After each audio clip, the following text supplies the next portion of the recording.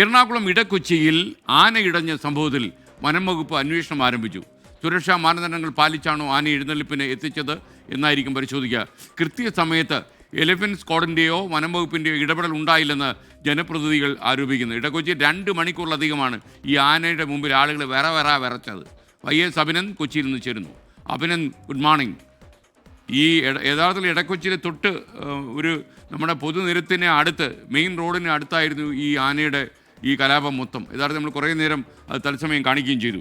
അത് അപ്പോൾ 11 സ്ക്വാഡൊക്കെ എത്താൻ, പ്രത്യേകിച്ച് കൊച്ചി നഗരത്തിന് നടുവിലായിട്ട് പോലും എത്താൻ വൈകി എന്ന ആരോപണം നിലനിൽക്കുന്നുണ്ടോ?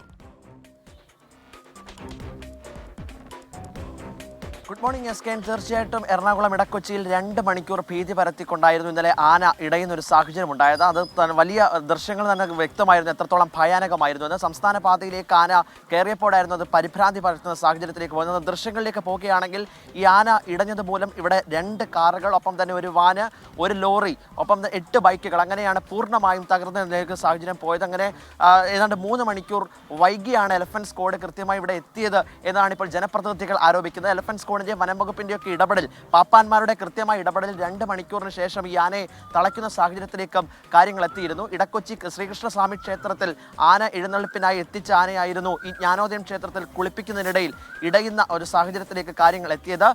കൗൺസിലർ കൃത്യമായി തന്നെ ഈ കാര്യം വനം വകുപ്പിനെ ആദ്യം അറിയിച്ചു. പക്ഷേ വനം വകുപ്പിന്റെ ഇടപെടൽ ആ സമയത്ത് ഉണ്ടായില്ല. പിന്നീട് ജില്ലാ കളക്ടറിനെ കാര്യം അറിയിച്ചപ്പോഴാണ് വനം വകുപ്പ് ഇവിടെ ഇടപെടാൻ തയ്യാറായത് എന്നാണ് ഇപ്പോൾ കൗൺസിലർ ആരോപിക്കുന്നത്. എന്തായാലും നഗരസഭാ കൗൺസിലർ അഭിലാഷ് തന്നെ തത്സമയം നമ്മളോടൊപ്പം ചേരുകയാണ്.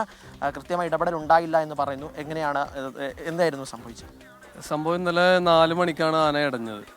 4 മണിക്ക് ശേഷം 7-7:15 കൂടിയാണ് ആന സ്വയം നിയന്ത്രിതനായി ശാന്തനായി മാറിയത്. ഈ 3-3.25 മണിക്കൂറോളം ശരിക്കും പറഞ്ഞാൽ ഇടക്കൊച്ചി ഇന്നലെ മുൾമുനയിലായിരുന്നു. ഇത്തരത്തിലൊരു വലിയ പറമ്പിലായതുകൊണ്ട് മാത്രമാണ് വലിയ അനിഷ്ടങ്ങളില്ലാതെ ഇന്നലെ പോയത്. ചുറ്റുപാടും ചെറിയ ചെറിയ വീടുകളും സാധാരണക്കാരും ഒക്കെ ഉള്ള സ്ഥലമാണ് ഈ ഇടക്കൊച്ചി എന്ന് പറയുന്നത്. വളരെ തിങ്ങി നിറഞ്ഞ് ജീവിക്കുന്ന ഒരിടമാണ് ഇടക്കൊച്ചി. അവിടെ ഇന്നലെ ഈ 3-3.25 മണിക്കൂറായിട്ടും ശരിക്കും പോലീസ് ഉണ്ടായിരുന്നു. പോലീസ് ആൾക്കാരെ നിയന്ത്രിച്ച് നിർത്തുവാൻ മാത്രമേ അവർക്ക് സാധിക്കുള്ളൂ. പക്ഷേ ഇതിന് ഉത്തരവാദിത്തപ്പെട്ട ഫോറസ്റ്റിൻ്റെ വിഭാഗം ഇന്നലെ ഇവിടെ ഉണ്ടായിരുന്നില്ല എന്നുള്ളൊരു യാഥാർത്ഥ്യം. അപ്പോൾ ഇത് കുറേ നേരം കഴിഞ്ഞപ്പോൾ ഞാൻ തന്നെ ജില്ലാ കളക്ടറെ വിളിച്ച് ഇന്നലെ ഇവിടുത്തെ സ്ഥിതി ഞാൻ പറഞ്ഞായിരുന്നു. ഇങ്ങനെയാണ് സംഭവം. ഇരുട്ടോടുകൂടി ഇരുട്ടായി, ഇന്നലെ 7:15 ഇരുട്ടായപ്പോൾ ആനയെ തൊട്ടടുത്ത് നിന്ന് കാണുവാൻ പോലും പറ്റാത്തൊരവസ്ഥയിലേക്ക് ഇന്നലെ മാറി. വലിയ ഭീതിയായിരുന്നു ഇന്നലെ ആൾക്കാരുടെ ഇടയിൽ.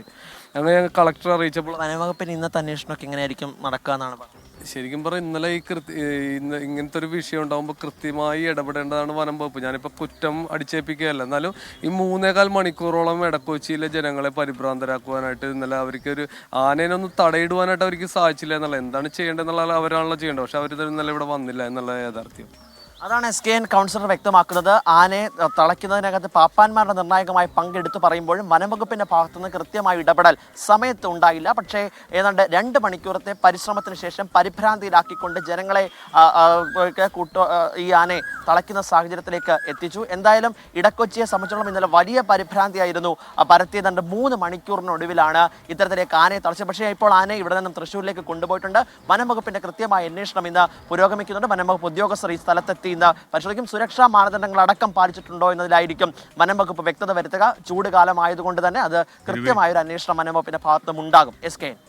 Okay, thank you. YS അഭിനന്ദാണ് വിവരങ്ങൾ നൽകിയത്. കാര്യം ഇടക്കൊച്ചി പോലെ സ്ഥലത്ത് 3 മണിക്കൂറിലധികം ഈ ആന ഒരു വെലസി എന്ന് പറഞ്ഞാൽ ആന യഥാർത്ഥത്തിൽ ആന തീരുമാനിച്ചിരുന്നെങ്കിൽ വല്ലാത്ത അതിക്രമമായി പോയേനെ.